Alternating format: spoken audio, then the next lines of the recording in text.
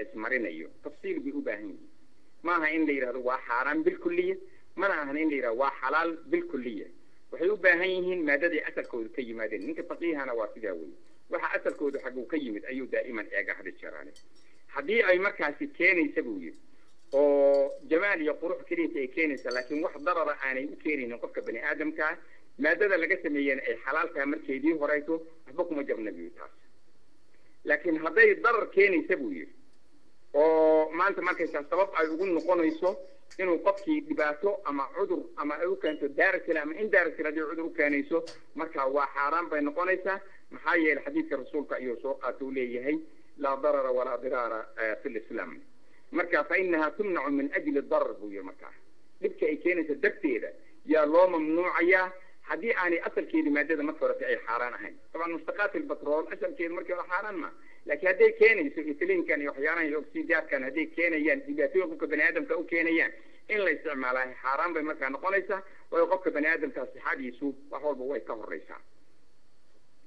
sheekh alcuthaymiin raximahullah isaga naftigiisa waxaa laga weydiiyey mikyaajka bahalkan la yidhaahdo marka wuxuu yidhi fainana nunhi canha can وان ديدينا أرنتا وان غيرني وإن كانت تزين الوجه ساعة حتى هذا يدون توجه هل ساعة حقه حسو لكن وان ممنوع عينابي صوتا وامح وممنوع أيه لأنه يضر وضرر عظيم كما ثبت طبيا فإن المرأة إذا كبرت في السن تغير وجهها تغييرا لا ينفع معه المكياج يعني هذه وين يدو أي ويناتبه يمكدن بيته waxuu keenayaa buu yidhi xataa wax kastoo la marshay inaanu waxba keenin marka haddii oo maanta markaysaa lagu wado waxay keenaysaa khidaac fara badan iyo waxaan loo baahnay iyo qofkii oo dhibaatooda oo taklifo fara badan iyo dhib gala sidaa darteed ayaan u diidnay buu yidhi waxaa lagu qoray masaladaas ama fataawidaas fataawa manaar alislaam ayaa lagu qoray bushintaan la casayso oo haweenku ay marinayaan midka ay marinayaan maxay taha markaa asal maadadu ma aha maado kaleeto waa kiimaawiyaad weeyaan وبايبرودكت أو chemical بايبرودكت شيء أنت وده بدن مركه هكذا مركه وحي كينيسا يعني كذا مثلا رابع كلور صح من بحال كان يراهدو أما تترو كلورايد فورم بحال كان يراهدو وهذا سونتين دي بعتبر بدن مكينية كلور فورم كان نفتي بس كميستري يقعنا واجهته مركه أنو سمين إن اللابكة بحال ربره هو كشرا مثلا بايب كأيات قبانا يسوى تكتب وينيسا عديك كلور فورم حول سميني هذا inhalation كوسمي تداتي you are gone. Formaldehyde waa sidaas oo kale. Formaldehyde waa doctor sun weeyaan, poisonous weey. Chloroformiga waa sidaas oo kale asagana haddii uu meelaha qaarkood ama waxyaalaha qaarkood aad qaato inhalation ku sameeyo ama aad liqda xataa dhibku ku geysanayo waa rabsoon tahay. waxay keenaysaa tasabbub aad u fara badan tasammum aad u fara badan sun fara badan buu keenaya more than that wuxuu keenayaa waxa la yiraahdo cancerka ayuu keenaya dhaliya waa maada carcinogenic weeyaan sida sonta يعني ويكجرتا ويتحكمانتهاي marka oo chemistryga la keenayo ama laabka la keenayo waa doctoonto bahal baa loogu talagalay makba soo saar loogu riixo ama bahal kale soo saar loogu qaato ardayga waa laga fogeeyaa isagoo arday waliba xiran inta wajigu iyo kulli jidkoo dhan u xiran yihiin oo baldiga wata waxoo dhan baldiga ku shaqeynaya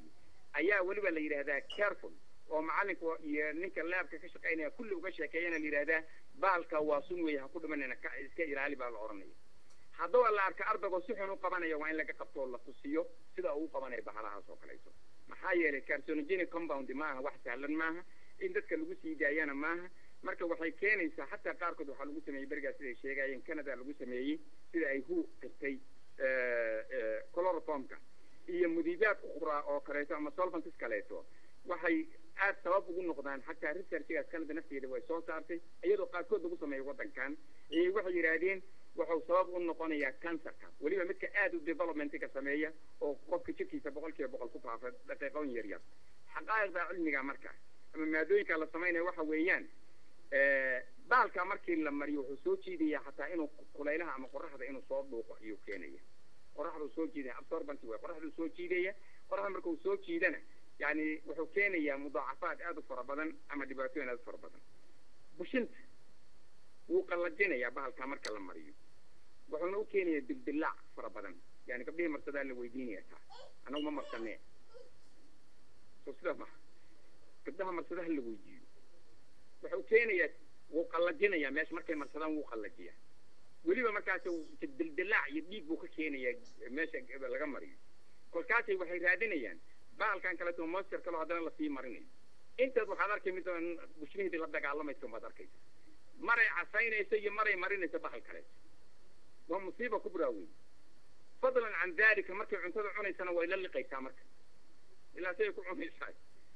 marka waxa weeye inuu keenayo mashaakil fara badan shaki kuma jiro bahalkii bushinta dabadda waa adkayso weeye hadduu caloosha galo ama uu galo ma digestionka u galo maxaad ka rajaynaysaa oo kale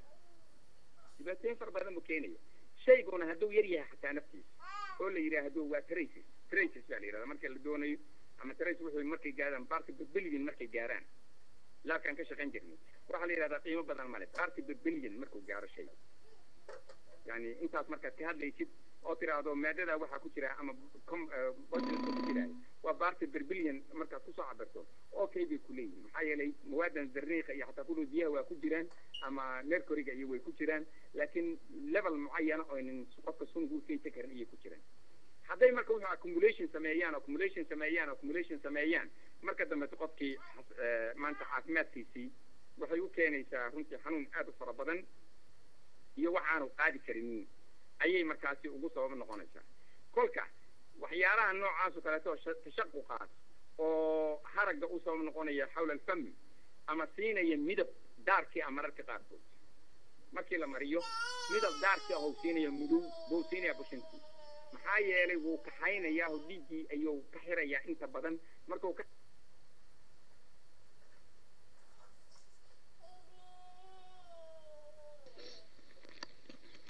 السلام عليكم ورحمة الله